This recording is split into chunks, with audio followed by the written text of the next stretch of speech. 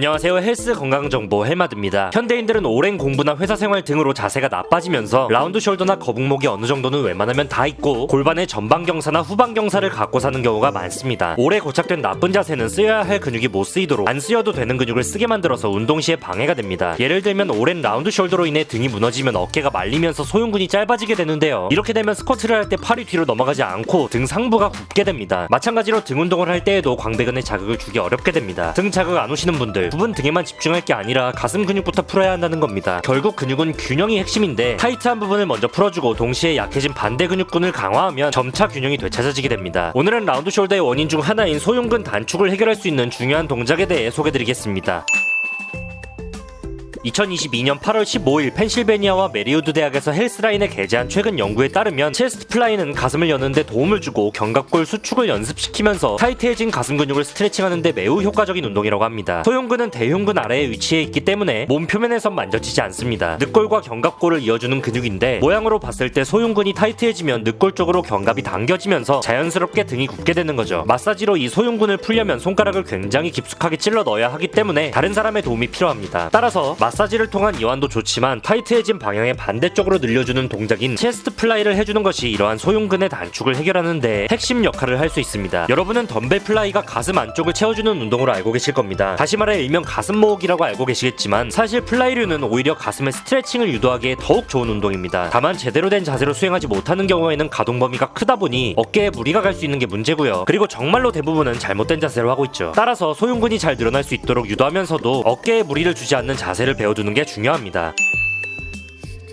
덤벨 플라이를 할 때 유의사항들을 알아볼까요? 기본적으로 플랫 상태에서의 플라이도 좋지만 소흉근의 긴장을 풀어줄 목적으로 진행할 것이기 때문에 20도에서 25도 사이의 벤치 각을 만들어서 약간의 인클라인 형태로 진행하면 좋습니다. 자연스럽게 누워주시고요. 허리는 과신전하지 않게 자연스럽게 둡니다. 손바닥이 마주보도록 덤벨을 잡아주시고요. 앞서 말씀드렸다시피 단축성 수축 목적의 덤벨 플라이가 아닌 이완이라고도 하는 신장성 수축 위주의 플라이를 할 것이기 때문에 비교적 낮은 무게로 들어줍니다. 덤벨을 가볍게 쥐고 무게를 가슴이 받으면서 명치가 벌어진다는 느낌을 갖고 벌려줍니다. 앞서 팔꿈치를 약간 굽히는 것이 좋다고 말씀드린 이유는 팔꿈치 관절이 더 빠지게 함으로써 소흉근을 더욱 강하게 늘어나도록 하기 위함입니다. 그러나 너무 많이 구부러지면 부하는 가슴에서 팔로 이동하고 어깨에 무리가 갈 수 있으니 아주 약간만 구부려주도록 합니다. 어느 정도까지 내려야 하는지에 대해서는 지나치게 깊은 가동 범위로 수행하게 되면 무리가 갈 수 있으니 손목이 가슴 아래까지는 내려가지 않도록 하는 게 좋습니다.